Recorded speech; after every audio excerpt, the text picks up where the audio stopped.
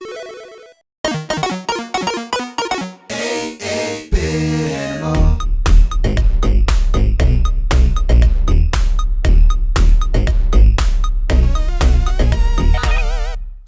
you doing, good people?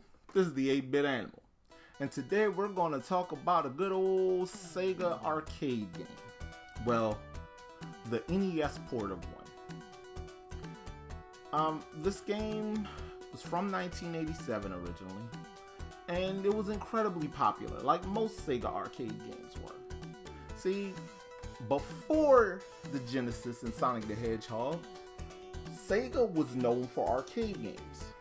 Stuff like, even going back to Pingo and Altered Beast and Today's Game and Space Harrier and Afterburner and stuff like that. And they made these amazing cabinets. The cabinet for Outrun, part of it looked like the back of a Ferrari, and the cabinet for Hang On was a motorcycle. That was the first time that was done. The cabinet for Afterburner was gyroscopic. Actually, the last Afterburner game, Climax, had a gyroscopic cabinet. I played it. It was kind of fun. It was pretty awesome. It wasn't as awesome as playing the old Afterburner games, but that's neither here nor there. We're not talking about Afterburner today. Maybe another day. Today, we're going to talk about the arcade port of one of my favorite Sega titles, and it was part of a venerable genre video game in the 80s, Ninja. Cause Sega did a Ninja game, and it wasn't just a Ninja game. This Ninja game started a whole little series, and it lasted until the PS2 days. And it's a great game, and this original title, while it was great in arcades and great on the Master System, was incredibly mid on the NES. Today we're going to take a look at the NES port of Shinobi. Now, Tengen handled this port, just fair warning. And as we saw with the NES port of Skull and Crossbones, Tengen, their ports of arcade stuff, they struggled mightily. Well, with Shinobi, this game was even more sparse than the Master System port. And the Master System port of Shinobi, it lacked a couple things, but it wasn't as bad as all that. This NES port kind of sucks.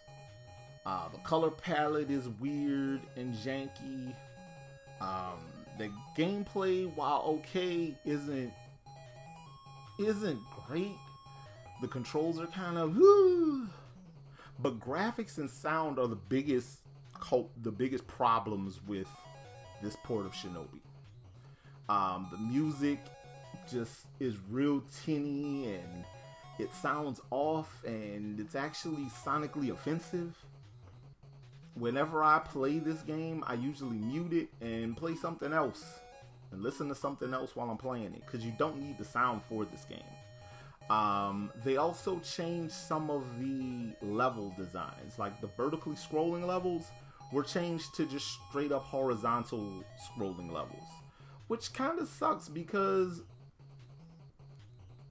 it's not a lot to change. It's not a lot going on in these games where you have to make drastic changes to the gameplay.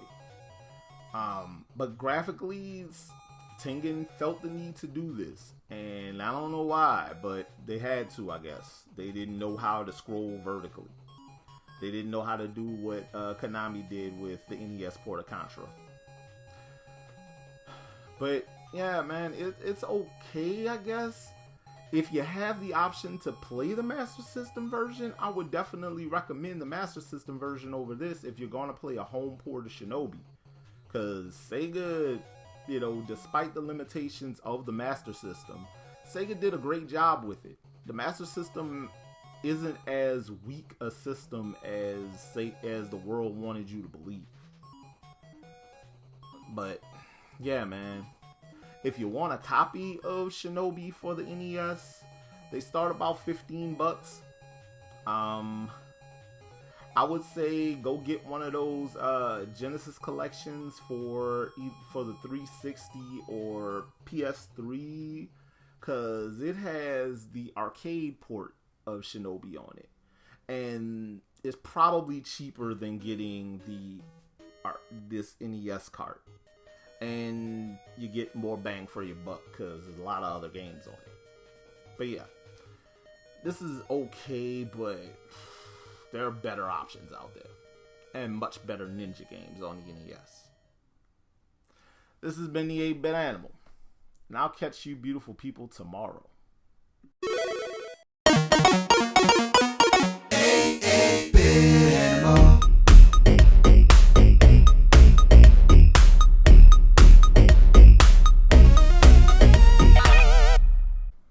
Tomorrow. Okay, so you're telling me this game is like Tetris or Dr. Mario, but it uses dice.